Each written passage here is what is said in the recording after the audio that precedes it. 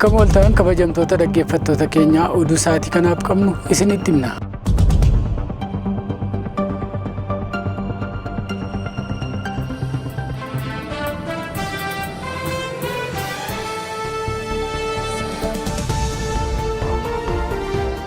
Suudaanitti qaala'insi gatii gara 56% gadi bu'ee jedhame.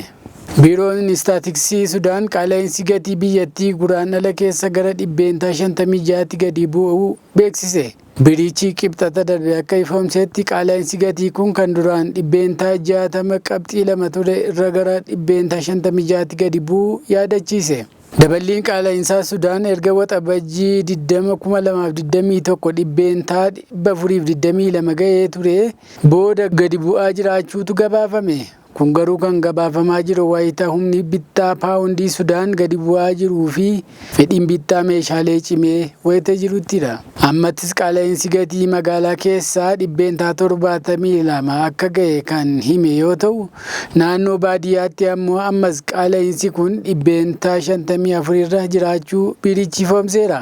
Rakkoo nageenyaa naannawaa Daarfur jiru irraa kan ka'e onkoloolessa 2025 kaasuun ragaalee galtee ta'uu fudhachuu akka hin dandeenyee fi kanaafis tilmaama gabaa irratti qofa akka hundaa'u isa dirqisiisuu biirichi ibseera.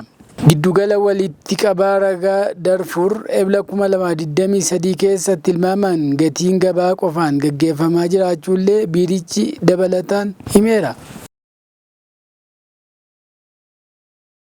Waldhabdee siyaasaa hammaateen balaliin xiyyaaraa Moqaadishoo gara Baayidawaa addaan cituun gabaafame. Mootummaan Federaalaa Somaaliyaa balalii siivilii Moqaadishoo irraa gara Baayidawaatti taasifamu addaan kutuu beekseera.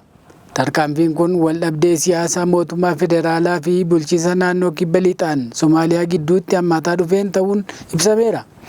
Murteen kun kan dhufe bulchiinsi naannoo kibba lixa Somaaliyaa mootummaa Federaalaa dhimma keessoo keenyaa keessa seenaa jira jechuun hariiroo siyaasaa fi dippiloomaasii Moqaadishoo waliin qabu addaan kutuu isaa erga beeksise sa'aatii muraasa booda ta'uun ibsameera. Akka gabaasa miidiyaa Hiiraanitti balaliin imaltoota qibxata bitootessa 8 2026 ganama irraa eegalee gara Baayidawaatti balaliin taasifamu addaan citeera.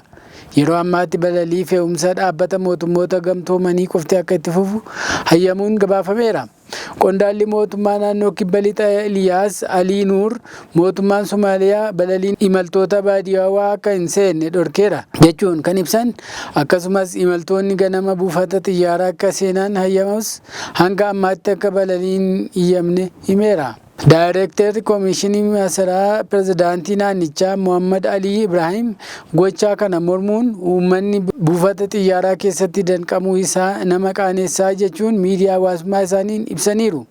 Hanga ammaatti mootummaan Federaalaa Somaaliyaa murtee kana ilaalchisee ibsa hin kennine. Bulchiinsi naannoo kibba lixaa gama isaatiin aangawoonni Federaalaa ji'oota darban keessatti hojii waraanaa fi bulchiinsa naannichaa irratti kallattiin hirmaachuun haala tasgabbii naannichaa miidhuu isaanii himateera.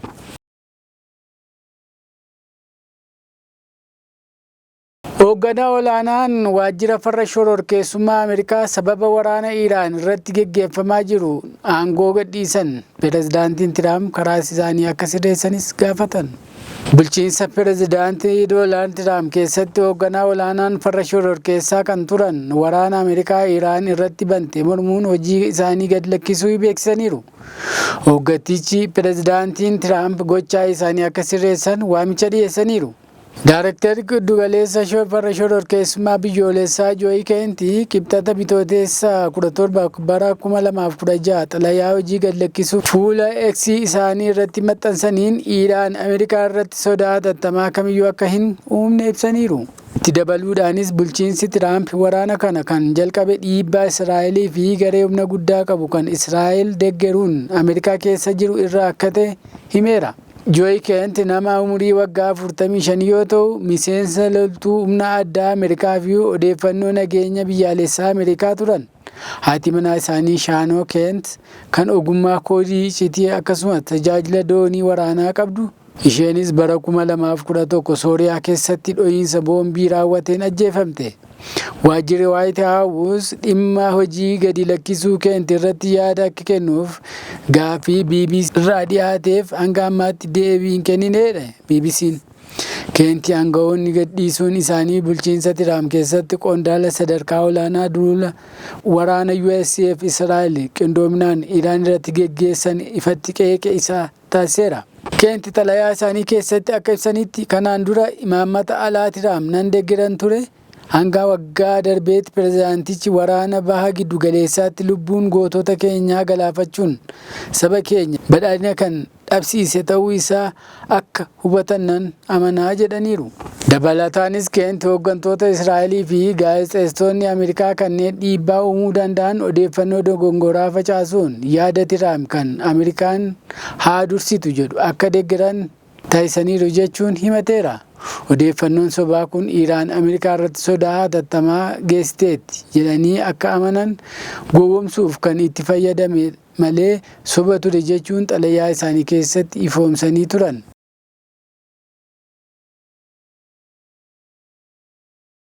USA'n Iraan meeshaalee waraanaa lafa jala dhoksiteetti jechuun xiyyaarota baanker booster fayyadamaa jirti jedhame.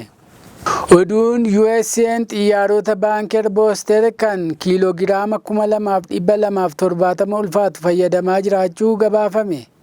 Iraan meeshaalee waraanaa hedduu lafa jala dhoksuus akeekeera. Ajajni giddu galeessa USA meeshaalee akkamii fayyadamee buufataalee misaayilota Iraan cimaadha jedhamu kan naannawaa handaara galaana Hulaa Hormuzitti argamu akka haleelte adda hin baafne. Garuu meeshaalee waraanaa ijoon lama kan ulaa galaanaa guutan GBU-28 Laser Guide Bomberii fi haaraa GBU-272 Advanced 5K Penterot jedhaman inni lammaffaa baafamuun hin ooluu jedhameera. Jalqaba bara 2021 kan yaalame boombiin haleellaa waloo kallattii yookaas Joint Direct Attack Mission fi meeshaa waraanaa yoo qajeelfame hin dogoggorree fi saatilaayitotaa fi inertial navigation systemiidhaan qajeelfamaa jedhameera. Akka humni qilleensaa USA jedhetti GBU-72 yeroo shaakalaatti dahannoo fi kuusaa meeshaa waraanaa lafa jalaa mancaasuuf ni dhukaafama yookaan ni dhoosamaa jedheera. Dizaayiniin meeshaa waraanaa kanaa bifa ammayyaan karaa teeknikaas karaa adeemsa isaa qophaa'eera.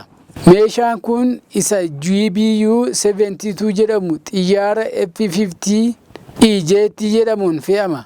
Kanneen karoora waraanaa baasan akka barbaadan itti hojjetan dandeessisa. B1 fi B5 immoo kan dalagu humna qilleensaa RAF Fairford England jedhuun alarraayi. USAF Israa'el buufata meeshaalee fi diroonota Iraan barbadeessanii turan. Kaleessa eegdonni warraaqsaa misaayilota Chrome Hat 4 fi Qaadir jedhamaniin Teel Aviiviin haleeluu miidiyaan mootummaa Iraan ibseera. Egaan kabajamtoota dhaggeeffattoota keenyaa oduun sa'aatii kanaaf kan kanuma waan nu dhaggeeffattaniif galatoomaa isiniin jenna.